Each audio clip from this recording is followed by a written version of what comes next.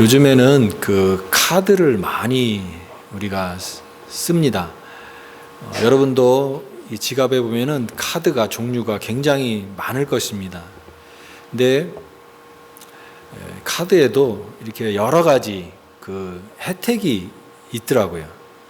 그래서 예를 들면 어떤 카드는 그것을 잘 사용하면은 그 마일리지가 축적이 돼가지고 비행기 티켓도 공짜로 하나 이렇게 생기는 경우도 있습니다. 그러니까 이런 혜택을 잘 받고 잘 사용하려면 굉장히 부지런해야 되겠더라고요. 그것을 잘 어떤 혜택이 있는가 이렇게 꼼꼼하게 살피고 그것을 잘 누리는 게 지혜로운 사람 같습니다. 그런 것은 근데 모르고 또 때로는 게을러서 또 관심이 없다가 이런 혜택을 잘 누리지 못하고 이런 게 있었네, 이런 좋은 게 있었는데 나는 몰랐네, 이렇게 하면은 그 사람은 이것을 잘 이용하지 못하는 그런 사람이 되고 마는 것입니다. 저는 이런 것이 영적인 삶에도 마찬가지라는 생각이 듭니다. 우리가 영적인 그런 많은 혜택이 있고 하나님이 우리에게 주시는 많은 그런 선물과 은혜들이 있는데 우리가 그것을 잘 누리지 못하고 살아가는 사람이 많다라는 생각이 듭니다. 너무나 풍성하고 너무나 많은 혜택과 은혜가 있는데 이것을 우리가 제대로 활용하고 제대로 누리고 살아가고 있는가라고 하는 것이죠. 우리 지금 마태복음 이 7장 말씀 우리 같이 읽었던 말씀은 우리가 너무나 잘 아는 산상수훈, 산상설교, 예수님께서 사람들에게 복음을 가르치면서 한 그런 설교입니다. 그래서 팔복으로 시작을 해서 이제 오늘 이 마태복음 7장에서도 여러 가지 구제라든가 또 금식이라든가 기도라든가 이런 내용을 예수님께서 말씀하셨는데 이 모든 내용은 전체적으로 하나님 나라입니다. 하나님 나라. 예수님의 그 복음의 핵심은 하나님 나라이고 그 하나님 나라의 삶을 살아가는 하나님 나라의 백성, 하나님의 자녀들, 그 자녀들에게 주신 그 복음입니다. 그래서 하나님 나라라고 우리는 이렇게 생각했을 때 하나님 나라는 나라구나.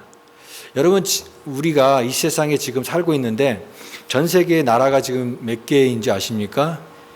249개국, 그러니까 거의 250개국이 이 지구촌에 있는 거예요. 굉장히 많은 나라가 있죠. 그런데 이 나라 중에서도 우리가 매년마다 이렇게 선진국 순위가 있습니다. 선진국 순위. 그래서 2021년도 선진국 순위 1위부터 이렇게 쭉쭉쭉 이렇게 순위를 매기는데 우리가 살고 있는 미국이 그런 선진국 순위에 항상 1순위가 되기도 하죠. G7이라고 해서 이제 세계 그런 선진국 순위를 매깁니다. 한국은 어느 정도 될까요? 한국도 이 G7에 견줄 만한 그 10위권 정도 되는 그런 서열이 되니까 굉장히 우리나라도 굉장히 선진국 반열에 오른 그런 나라입니다. 근데 여러분 그 선진국은 어떤 나라가 선진국입니까? 물론 그 기준은 다분히 경제가 얼마나 튼튼하냐, 그 국민의 누리는 어떤 GNP, GNI 그런 어떤 그런 물질적인 소득의 기준을 가지고 선진국이다 아니다라는 것을 이렇게 결정을 합니다. 그러나 그것만 해서는 안 되겠죠. 돈 많다고 해서 선진국 되고 돈 많다고 부자라고 해서 그 사람이 교양인이고 그런 것이 아니라 그런 선진국이 되려면 거기에 걸맞는 이런 의식이라든가 이런 교양이라든가 이런 문화라든가 이런 것이 뒷받침되어야 진정한 선진국이라고 얘기할 수가 있을 것 같습니다. 여러분 하나님 나라, 이 하나님 나라가 이 세상 나라와는 물론 기준이 다르겠지만 이 하나님 나라는 이 세상 나라의 어디에 내놔도 결코 빠지지 않는 선진국 중에 선진국이 바로 하나님 나라라고 생각이 됩니다. 하나님 나라는 물론 기준은 다르지만 선진국이죠. 앞서가는 나라이고 그 나라는 영원한 그런 찬란한 영광으로 빛나는 그런 나라입니다. 그렇기 때문에 이 하나님 나라의 백성이 된다라고 하는 것은 엄청난 그 자부심, 엄청난 그 특권, 엄청난 영광, 그것이 된다라고 하는 거예요. 내가 하나님 나라의 백성이다. 이것만큼 그 복된 게 없고 이것만큼 영광스러운 게 없고 자랑스러운 게 없다라고 생각이 됩니다. 하나님 나라예요. 그런데 우리가 어떤 나라에 있을 때 그 나라에 시민이 된다고 했을 때 그 시민이 되려고 하면 의무를 잘 해야 된다고 하죠. 그래서 국민의 의무 같은 게 있지 않습니까? 의무가 있습니다. 근데 의무만 있는 게 아니라 특권이 있습니다. 그 나라의 시민으로서 누리는 특권. 마찬가지로 하나님 나라도 의무만 있는 것이 아니라 하나님 나라의 특권이 있다라고 하는 것입니다. 예를 들면은 의무라는 것은 어떤 것일까요? 내가 죽도록 충성해라. 하나님 나라를 위해서 우리가 헌신하고 봉사하고 섬기고 모든 것을 다 주님을 위해서 헌신해야 되는 것들이 우리의 의무라고 얘기할 수가 있습니다. 그런데 그런 의무만 생각하는 것이 아니라 우리가 더 잘 보지 못하는 부분에 이 엄청난 특권이 있다라고 하는 거예요. 하나님 나라에는 너무너무나 많은 그 특권과 또 이런 그 특별한 그런 은총이 있다, 혜택이 있다라고 하는 것입니다. 미국에 군대를 가게 되면 이제 육군으로 지원을 하게 되면 그 베네핏이라고 하죠. 그 혜택이 가장 좋은 게 미국 군인에게 주는 혜택이라고 합니다. 그래서 군복무를 잘 마친 사람이 받는 혜택이 너무나 많은데 예를 들면 론을 그냥 빌려주기도 하고 무이자로 또 그다음에 그 공부를 한다고 하면 학자금을 보조해주고 집을 살 때도 그렇고 또 그 자녀들이 또 공부를 할 때도 그런 혜택을 받고 너무나 많은 혜택이 있는 거예요. 그래서 이런 그 혜택을 다 열거할 수 없을 정도로 너무나 좋은 그 베네핏이 있다라고 합니다. 이런 거죠.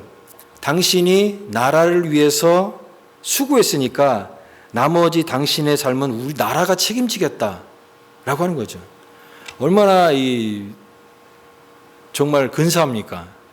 너가 그렇게 나라를 위해서 수고하고 너무나 많은 헌신을 했으니까 이제 너의 인생은 나라가 책임질게. 나라가 그의 인생을 책임져주고 또 도와주고 귀하게 여긴다라고 하는 거죠. 마찬가지로 여러분 우리가 하나님 나라는 선진국이라고 했죠. 가장 위대한 하나님 나라. 그 하나님 나라에 우리 하나님 나라 생각할 때 하나님 나라를 위해서 내가 섬겨야 되고 헌신을 해야 되고 죽도록 충성해야 되고 하는 그런 의무로만 이렇게 생각을 하기 쉬운데 그러나 하나님 나라는 엄청난 그런 특권이고 혜택이 있다라고 하는 것입니다. 영원한 하나님 나라의 그 특권이 우리에게 있다라고 하는 것이에요. 그래서 저는 이 마태복음에 나와 있는 이 산상수훈의 모든 내용도 어떻게 보면은 오늘 말씀도 그냥 기도해라. 기도가 우리가 의무적으로 해야 되는 그런 어떤 의무, 내가 하기 힘든데 억지로 하는 그런 의무가 아니라 이 기도는 의무가 아니라 어떻게 보면은 혜택이다. 어떻게 보면은 이 특권이다. 의무가 아니라 내가 억지로 하는 그런 것이 아니라 우리가 하나님 앞에 우리의 것을 요구할 수 있고 하나님 앞에 구할 수 있는, 왜냐하면 하나님의 나라의 백성이 됐으니까, 그 자녀이니까, 그 자녀가 누리는 특권, 자녀가 누리는 어떤 그런 혜택, 이것이 바로 기도라고 생각이 됩니다. 그리고 우리가 구할 수 있는 것이죠. 그 아버지 앞에 구할 수 있는 그런 것입니다. 오늘 그래서 이런 오늘 말씀에 그냥 오늘 이 내용을 구하라, 찾으라, 문을 두드리라 우리가 잘 아는 내용이잖아요. 그래서 이거는 기도하라는 내용이구나. 그냥 기도 신앙생활에 기도가 중요하니까 기도를 강조하기 위해서 하시는 말씀이구나. 이렇게 의무적으로 생각할 것이 아니라 그런 측면에서 하나님 나라가 우리에게 주는 엄청난 혜택과 특권을 우리가 잘 누리는 그런 부분을 좀 생각해 보고 좀 이 말씀을 같이 나눴으면 좋겠습니다. 근데 오늘 예수님께서 이 말씀 산상수훈의 말씀에 이제 거의 결론 부분에서 이 말씀 하시는 내용이에요. 그러면서 오늘 이 7절 말씀에 구하라, 찾으라, 문을 두드리라 이렇게 말씀하시는 것인데 말씀하시고 계세요. 여러분, 하나님께서 우리에게 구하라라고 말씀하시는 것입니다. 구하라, 나에게 구하라. 너의 필요한 것을 나에게 구하라. 근데 이 말씀은 뭐냐면 하나님께서 우리가 하나님 앞에 이 구하는 것, 하나님 앞에 우리의 필요를 구하는 것을 하나님이 굉장히 기뻐하신다라고 하는 것이에요. 하나님은 뭘 기뻐하신다? 우리가 구하는 것을 기뻐하신다. 우리의 필요를 아뢰고 하나님 내가 이런 것들이 필요합니다. 그걸 구하는 것을 하나님이 굉장히 기뻐하신다라고 하는 것이에요. 어떤 사람은 이런 사람이 있습니다. 저는 괜찮아요. 도움 필요 없습니다. 아주 그런 독립심이 강하거나 이 남에게 의존하기를 싫어하는 사람은 누가 이렇게 도움 주겠다고 했을 때도 이렇게 저는 괜찮습니다. 저는 도움 필요 없습니다. 이렇게 얘기하는 경우가 있어요. 그러나 여러분, 하나님 앞에서는 나는 괜찮습니다. 나는 도움 필요 없습니다라고 하는 것이 불신앙이에요. 하나님은 왜 그러냐면 하나님 앞에 도움을 원하는 것을 기뻐하세요. 나는 괜찮습니다. 나는 도움이 없어도 잘 살아갈 수 있습니다라고 하는 것은 하나님을 의지하고 살아가야 될 그렇게 지음받은 존재인 인간이 하나님 없어도 나는 살아갈 수 있습니다라고 하는 것입니다. 하나님을 의존해야 될 존재가 하나님 의존하지 않고 내 힘으로 내 자원으로 얼마든지 행복하게 살 수 있다라고 하는 것이 성경에서 그걸 교만이라고 얘기하는 거예요. 교만. 내 힘으로 살아갈 수 있다. 그리고 하나님은 능력도 없으실 것 같은데 이건 하나님의 도움을 필요하지 않는다라고 하는 것은 하나님에 대한 불신인 거죠. 하나님이 과연 그런 나에게 그렇게 나에게 삶에 그런 능력을 베푸실 만한 그런 능력이 있으신 분이야? 라고 하면서 하나님에 대한 불신이 있게 되면 그런 하나님에 대한 그런 도움을 요청하지 않을 것입니다. 그렇기 때문에 여러분, 우리 믿음의 시작의 가장 중요한 그 포인트는 뭐냐면 나의 결핍으로부터 시작을 해요. 나의 결핍. 여러분, 인간이 결핍된 존재예요. 완전한 존재로 지음받은 것이 아니라 이 결핍된 존재로 살아가는 거예요. 그 결핍은 하나님이 채워주시는 것입니다. 그래서 이런 말이 있잖아요. 하나님은 하나님의 영광을 위해서 하나님 자신을 위해서 우리를 지으셨기 때문에 우리가 하나님 안에서 참된 안식을 찾기까지 내 삶에 참된 평안은 없습니다. 인간의 참된 이 만족은 하나님 안에서만 채워지는 것이에요. 내 스스로 내가 아무리 노력하고 내 자원으로 그걸 가꾼다 해도 근원적인 그런 이 만족을 인간은 만들어낼 수가 없습니다. 인간은 결핍된 존재예요. 그 결핍된 존재가 하나님을 의존하는 것이죠. 그게 신앙이고 믿음이에요. 도움을 구하는 게 믿음이다라고 하는 거예요. 사람에게 우리가 저 좀 도와주세요. 제가 이렇게 너무 어렵습니다. 라고 하는 것을 우리는 부끄러워해요. 왜냐하면 내가 그렇게 무능한 존재라는 것을 나타내는 거니까. 그래서 다른 사람에게 도움을 요청하는 것은 부끄럽고 어떤 의미에서는 구걸이 될 수 있지만 그러나 하나님께 도움을 구하는 것은 전혀 달라요. 하나님께 도움을 구하는 것은 그것은 믿음이에요. 그것은 기도예요. 예. 그리고 그것이 가장 우리의 아름다운 모습이에요. 하나님 앞에 구하는 거예요. 나의 결핍을, 나의 이 모자람을 하나님 앞에 구하는 거예요. 자녀가, 어떤 자녀는 이렇게 무뚝뚝한 그런 자녀가 있잖아요. 또 속으로 이렇게 혼자 이렇게 고민 끙끙 앓는 그런 자녀도 있잖아요. 어떤 자녀가 있다고 생각해 봅시다. 학교에서 너무나 큰 일을 당했어요. 큰 괴로운 일을 당했는데 그거를 집에 왔는데 얼굴의 표정이 너무 어두워요. 부모가 제가 왜 이렇게 무슨 일이 있었나. 근데 이 자녀는 말도 하지 않고 혼자서 그거를 해결하려고 혼자서 막 끙끙 대는 거예요. 그거를 알았을 때 부모는 어떤 마음이 들까요? 부모가 우리 애가 다 커가지고 참 대견하구나. 저런 어려운 문제를 나한테 가져오지 않고 지가 스스로 잘 해결하려고 노력하는구나. 그렇게 생각하는 부모는 없겠죠. 왜 제가 나한테 그런 얘기를 안 할까? 자기 어렵고 힘든 거를 왜 털어놓지 않을까? 이게 속상하지 않겠습니까? 마찬가지로 하나님도 우리가 갖는 인생의 어려움들에 대해서 혼자서 이렇게 하는 것이 아니라 그것을 나누기를 원하고, 왜? 하나님 아버지시니까. 그분에게 이야기하고 아뢰고 또 기도하는, 그것을 하나님이 더 기뻐하신다라고 하는 것이에요. 근데 우리는 왜 그럼에도 불구하고 왜 이렇게 우리는 구하는 삶을, 하나님 기뻐하시는데도 구하는 삶을 살지 못할까? 우리에게는 의심병이 있습니다. 의심병. 자꾸 의심병이 생겨요.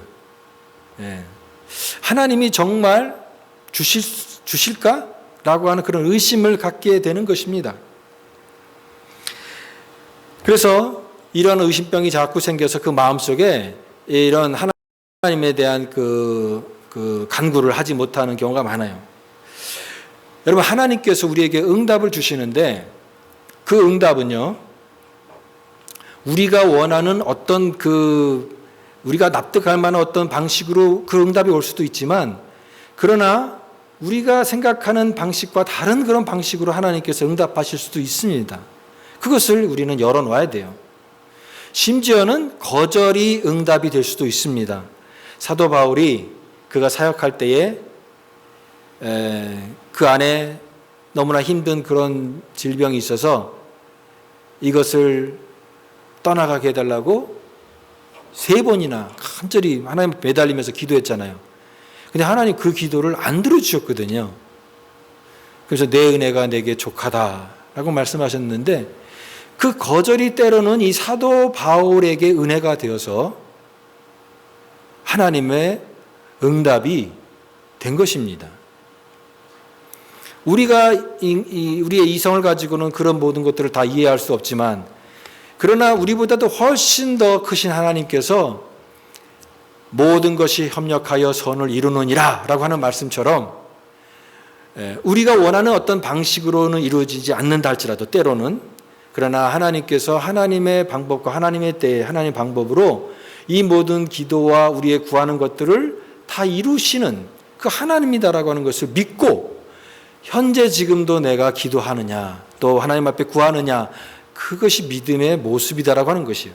그래서 오늘 기도의 3가지 요소에 대해서 말씀하고 있는데, 우리가 잘 아는 대로 구하라, 찾으라, 그 다음에 뭐라고 말씀하십니까? 문을 두드리라 라고 말씀하십니다. 구하라부터 한번 생각해 보면요, 이 구하라라고 하는 것은 이 하나님에 대한 신뢰가 없으면 아무나 구할 수가 없는 거죠. 구한다라고 하는 것 자체가 믿음이에요.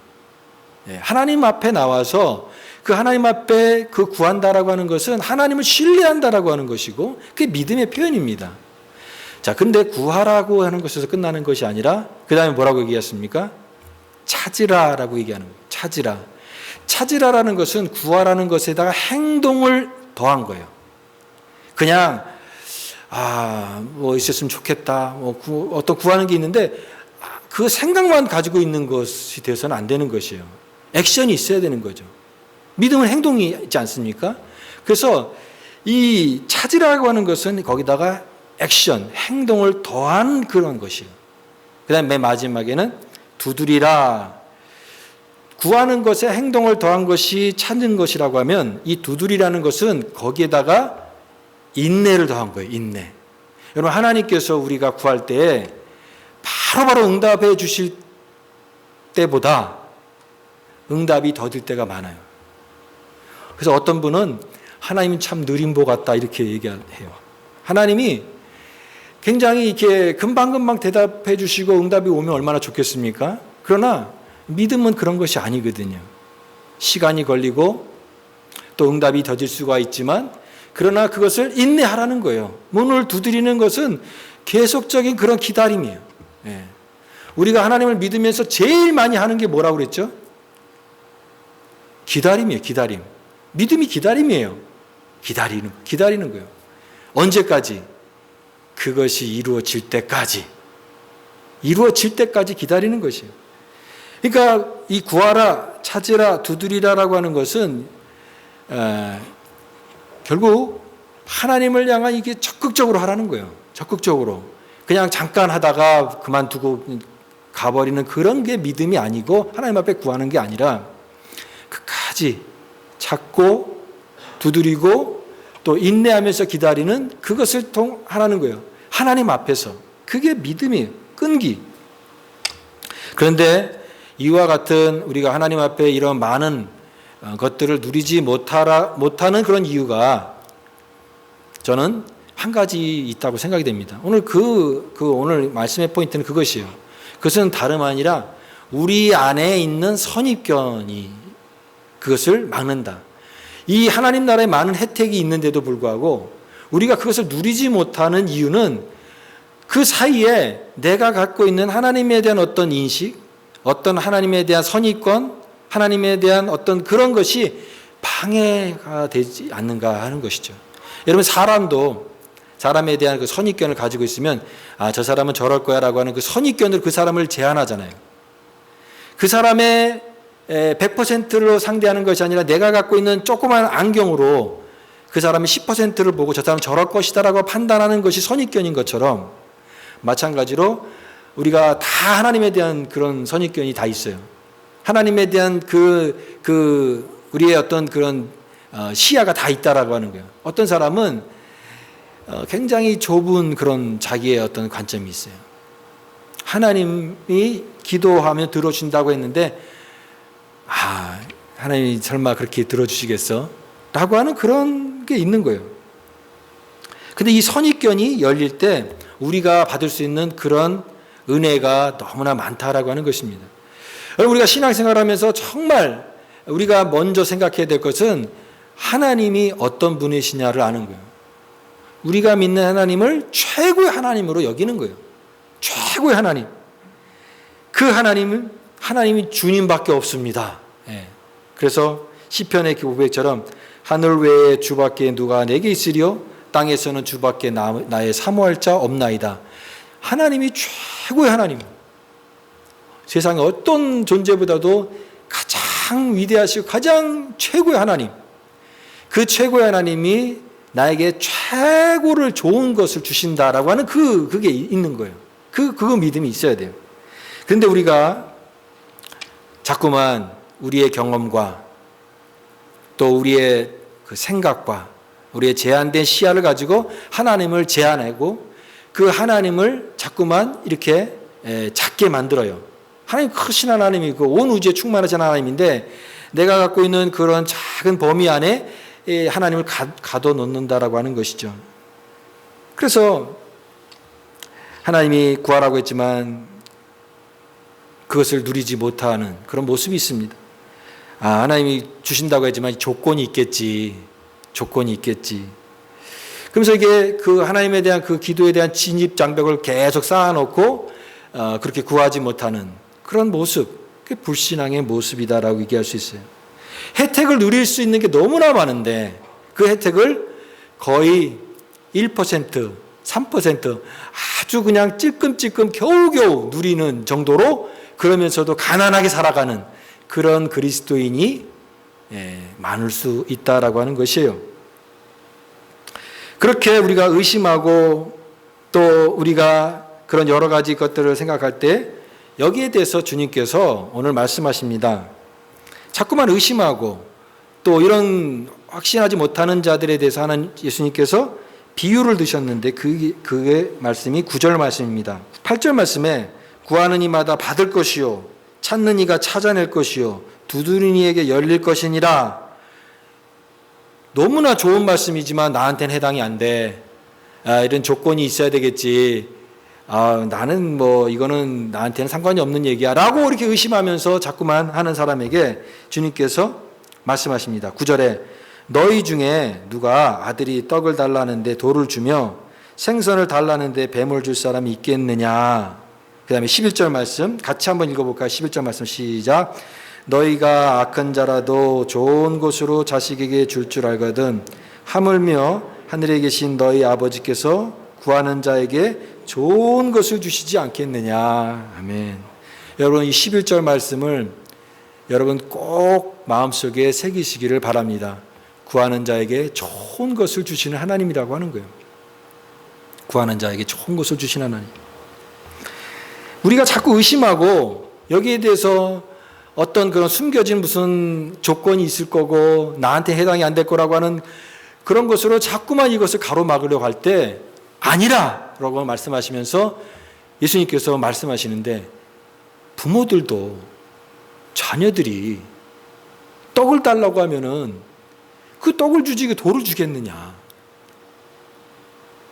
생선을 달라고 하는데 애따 그러면서 뱀을 주는 그런 부모가 어디 있겠느냐. 하물며 하늘에 계신 너희 아버지께서 구하는 자에게 좋은 것을 주시지 않겠느냐. 여러분 옛날 부모님들이요 자녀들을 기를 때 참 많이 희생했던 것 같아요. 부모님들이. 그래서 밥을 해도 따뜻한 밥은 이렇게 자녀들한테 먹이고 옛날 특히 어머니들 생각할 때 어머니들은 찬밥을 많이 드셨던 것 같아요. 찬밥. 생선도 구우면 좋은 그 살 부위는 자녀들 이렇게 먹이고 어머니들은 이렇게 머리를 드셨던 것 같아요. 그러면서 나는 머리가 좋아. 머리가 맛있어. 그러면서 드셨던 것 같아요. 왜냐하면 자녀들한테 좋은 걸 주고 싶은 게 어머니 마음이고 부모님의 마음이거든요. 그러면서 예수님께서 그렇게 비유를 드시는 거예요. 의심하는 그런 사람들에게. 그러면서 하물며 구하는 자에게 좋은 것을 주시지 않겠느냐. 여기 좋은 것이라고 하는 나와 있는데요.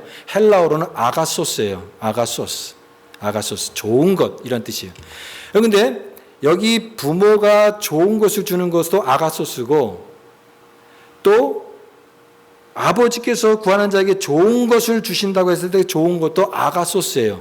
근데 이 똑같은 아가소스인데 뭐가 다르냐면 부모가 자녀에게 줄 수 있는 것은 제한되어 있는 거예요. 오늘 여기 비유로 하면은 예를 들면 부모가 자녀에게 줄 수 있는 게 뭐겠습니까? 생선을 줄 수 있고 떡을 줄 수 있는 거예요. 근데 그 좋은 것이 하나님이 주시는 좋은 것은 그런 어떤 제한된 어떤 그런 것이 아니라 좋은 것 그 자체예요. 좋은 것 그 자체는 그 범위와 그것을 뛰어넘는 그 자체예요. 가장 좋은 것이에요. 물론 좋은 것이 우리가 생각할 때 우리가 어린아이가 3살짜리 아이에게 과자를 주고 뭐 보석을 주면은 과자를 고르겠죠. 그 아이의 눈에는 그게 더 좋아 보이니까. 우리가 생각하는 어떤 그런 좋음의 그 기준이 아니라 좋음 그 자체. 그것을 주시겠다라고 하는 거예요. 다른 성경의 똑같은 동행 본문에서는 성령을 주시지 않겠느냐라고 말씀하세요. 아무튼 하나님이 주시는 것은 좋은 그 자체인데 우리의 어떤 이해 방식을 뛰어넘는 하나님의 영원한 것이요. 이 세상의 것은 제한되어 있고 일시적인 것이라고 하면 하나님이 주시는 것은 영원한 것이요. 우리에게 영원한 생명을 주시고 우리에게 은혜를 주시고 하나님의 그 생명을 주시는 그 가장 좋은 것을 주시는 하나님. 여러분 그렇기 때문에 우리가 하나님에 대한 그 선입견만 바뀌면 인생이 행복해진다. 훨씬 더 우리의 삶이 풍성해진다. 그 선입견을 벗으시고 하나님 앞에 구하라고 하는 것이에요. 구하고 찾고 두드리라. 그래서 하나님의 은혜와 도우심으로 이 모든 혜택을 다 누리면서 살아가는 그 삶이 기쁨을 입은 하나님의 백성들의 삶이다라고 하는 것입니다. 마지막으로 오늘 결론에 그러면 무엇을 구해야 되는가? 우리는 무엇을 지금 구하고 있는가? 여러분 무엇을 구하고 계세요? 그리고 무엇을 구해야 되는가라고 하는 문제예요. 우리의 필요를 구합니다. 우리 기도의 내용도 대부분 우리에 대한 필요잖아요. 그리고 그 필요를 구하는 것이 잘못된 것이 아닙니다. 예수님도 주님 가르친 기도에서 우리의 필요를 구하라고 그랬잖아요. 예를 들면 내가 지금 막 배가 고프고 먹을 게 없는 그런 상황에서 다른 사람을 잘 섬길 수 있는 그런 섬김의 은혜를 주세요 라고 기도할 수 없죠. 내가 먼저 필요한 것을 구해야 되죠. 나에게 이러한 양식을 주십시오. 내가 필요한 것, 이거 필요합니다. 그 구하는 거죠. 그게 구하는 게 맞아요. 우리의 필요를 구해야 됩니다. 그러나 이것을 오해하면 그러면 내가 구하는 모든 걸 주신다고 했으니까 그러면 아무거나 구해도 된다라고 오해를 해서는 안 돼요. 그러면 내가 필요한 게 이거였는데 그것이 내가 구하는 모든 것이 하나님의 뜻에 맞아야 되는 것이에요. 하나님의 뜻을 구하는 거예요. 왜? 이것은 이런 것이 있습니다. 내가 만약에 구하는 것이 하나님의 뜻과 상관이 없는 내가 원하는 걸 구하는 것은 그것은 우상인 것이에요. 우상은 그 구하는 대상에 원하는 것에 대한 그런 것에 관심이 없어요. 내가 원하는 것을 얻어내는 것에 관심이 있는 것이에요. 만약에 그렇다면 하나님이 인격적인 하나님이 아니라고 하면은 그 하나님이 구하는 그 뜻은 상관이 없어요. 내가 원하는 것을 달라는 거예요. 그럼 하나님을 우상 취급하는 것이에요. 하나님이 인격적이시고 하나님의 뜻이 있고 하나님의 계획이 있고 나를 향해 가정 갖고 계시는 그것이 있는데 그 하나님의 뜻을 무시하고 내가 원하는 것을 구한다고 했을 때 그것은 하나님이 들어주실 수 없는 것이죠. 하나님의 뜻 안에서 있는 그것을 구할 때 들어주시는 것입니다. 네, 우리가 이 세상에 살아가면서 필요한 것들을 구하라 하는 것입니다. 그러나 여기 구하라, 찾으라, 문을 두드리라라고 하는 것에 우리가 이 말씀을 읽으면서 잊지 말아야 될 중요한 그런 말씀이 있어요. 그것은 내가 무엇을 얻느냐보다 더 중요한 건데 그것은 누가 이것을 주시느냐라고 하는 것을 절대 잊어서는 안 된다고 하는 것이에요. 누가 이 모든 게 어디서부터 오느냐라고 하는 것이에요. 그 좋은 것이 하나님으로부터 옵니다라고 하는 것이에요. 하나님으로부터 옵니다. 저는 이 간증을 많이 들으면서 간증에도 두 가지 종류가 있다라고 생각이 듭니다. 하나의 간증은 이런 것이에요. 내가 이런 복을 받았습니다. 내가 정말 이렇게 어려웠는데 하나님께서 막 축복해 주셔가지고 물질적으로 너무너무 이게 잘 되고 뭐 사업이 너무 잘 돼가지고 이렇게 정말 너무 은혜를 받게 됐어요. 그 간증할 때 우리가 그런 간증을 들으면 은혜가 되죠. 야, 부럽다. 나도 저렇게 좀 축복을 받아보고 싶다. 그런 간증을 들었는데 그 감동이요. 그냥 그때 들을 때는 굉장히 감동이 되는데 그 감동은 금세 또 잊어지더라고요. 아무리 큰 그런 감증이라 할지라도. 그런데 이런 간증은 잘 잊혀지지 않는 아주 감동적인 간증이 뭐냐면 내가 그런 받은 어떤 그런 것들을 얘기하는 것이 아니라 자기같이 이렇게 부족한 자를 하나님의 자녀로 삼아주신 그 은혜가 너무 크다라고 하는 그런 간증을 하는 거예요. 그러면서 이렇게 고백하는 거예요. 나는 주님밖에 없습니다. 그리스도, 그 주님 한 분이 나의 만족입니다. 그 하나님이 나를 불쌍히 여기시고 나를 자녀 삼아주신 그 은혜가 내 삶의 가장 큰 기쁨입니다. 이렇게 고백하는 그 고백이에요. 왜 우리가 하박국의 고백을 왜 우리가 그 말씀을 좋아하고 암송하냐면 그 내용이잖아요. 우리의 외양간에 소가 없고 양이 없고 밭에 소출이 없어도 그 다음에 나는 여호와로 인하여 기뻐하리로다. 하나님이 기쁨인 거예요. 우리가 정말 구해야 될 것은 하나님 자신인 거예요. 뭘 위해서 구하는 거예요? 하나님 자신을 구하는 거예요. 왜냐하면 하나님을 구하면 하나님이 모든 걸 가지고 계시기 때문에 우리는 모든 것을 다 가진 존재가 되는 거예요. 그 모든 혜택을 다 누릴 수 있고 다 느낄 수 있고 풍성하게 살 수가 있는 것입니다. 주님 한 분으로 나는 행복합니다. 오늘 마지막 이 12절 말씀이 참 해석하기가 어려워요. 그러므로 누구든지 남에게 대접을 받고자 하는 대로 너희도 남을 대접하라. 이것이 율법이요 선지자니라. 황금률, 골든 룰이라고 하는 이 말씀이 바로 이 말씀이에요.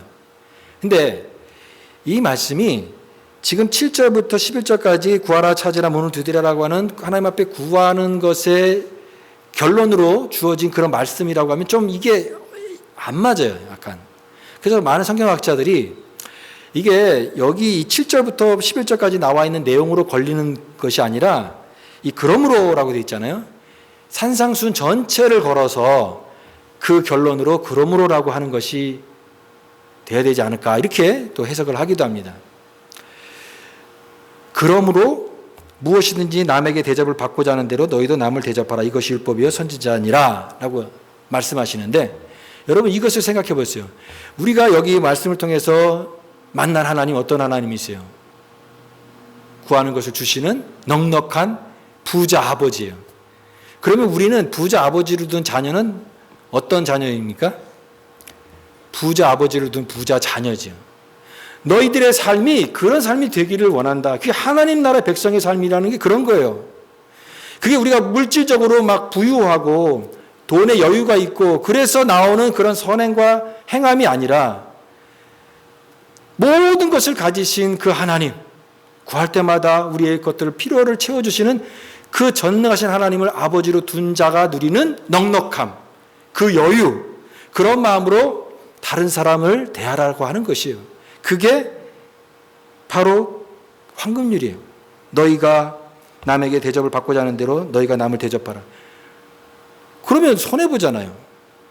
그러면 나만 이렇게 손해볼 수가 있잖아요. 그럼에도 불구하고 그것을 할 수 있는 그 근거가 뭐냐? 그런 마음의 여유가 어디서 나오느냐? 그 아버지를 아는 데서 오는, 그 아버지로 공급받는, 그 모든 것을 필요를 채워주시는 그 아버지의 넉넉함이 다른 사람을 향해서 흘러가게끔 하게 한다라고 하는 거예요. 그게 하나님 나라의 백성이에요. 그게 하나님 나라의 백성의 삶이에요. 여러분 구약 성경의 그 룻기에 보면은 룻이 나오미와 룻이 그 자기 고향 땅으로 돌아왔을 때 거지가 돼서 왔잖아요. 너무너무 가난하고 이삭 죽기로 해서 그 시므온을 공양하는 그런 가난한 삶 속에 비어가는 삶 속에 은혜를 입었는데 그게 보아스와의 만남이에요. 이 보아스가 어떤 사람이냐면 부자예요, 부자. 그 지방의 유지예요. 돈이 많고 여유 있는데 돈 많다고 해서 다른 사람 도와주는 게 아니잖아요. 이 사람은 부자인데 착한 부자예요. 그래서 그 넉넉한 마음으로 이 룻에게 이 은혜를 베푸는데 친절해요. 그리고 자기 것들을 이렇게 나눠줘요. 그리고 은혜를 베풀어요. 저는 이 보아스의 모습이 오늘 그리스도인의 모습이라고 생각이 돼요. 우리가 물질적으로 풍성한 그런 것들이 넉넉한 마음이 생길 수도 있겠지만 그러나 그것 아니어도 오늘 구하라 너에게 주실 것이요 찾으라 그러면 찾을 것이요 문을 두드리라 그러면 너에게 열릴 것이니 악한 자라도 좋은 것을 자식에게 줄 아는데 하물며 하늘에 계신 너희 아버지께서 구하는 자에게 좋은 것을 주시지 않겠느냐. 이 모든 혜택과 베니핏을 다 주시는 그 하나님 앞에서 내가 넉넉해진 거예요. 그런 마음으로 내 주변에 있는 사람을 사랑하고 조금 손해보더라도 용서하고 그들과 함께 하나님의 은혜를 나누는 그것이 하나님 나라의 백성의 삶이다. 천국 백성의 삶이다. 이것을 누리면서 오늘 기쁘게 그 모든 것을 다 누리면서 풍요롭게 살아가라 라고 말씀하시는 것이 오늘의 말씀이라고 믿습니다. 사랑하는 저와 여러분들, 하나님께서 좋은 것을 주신다고 말씀하셨습니다. 그대로 믿으시고 주님 앞에 우리가 갖고 있는 이 혜택, 이 특권, 이것을 이 세상 살아가면서 1%, 3%만 쓰지 마시고 잘 쓰세요. 하나님 나라에서 우리가 이 하나님 나라에만 적립하는 게 아니에요. 하나님의 은혜를 하나님 나라에만 적립하지 마시고 이 땅에서도 누려야 돼요. 바라기는 우리 성도들이 살아가면서 하나님의 은혜로 너무너무나 기쁩니다. 내 잔이 넘치나이다. 이런 고백을 하는 행복해하는 그런 그리스도인 다 될 수 있기를 간절히 바랍니다.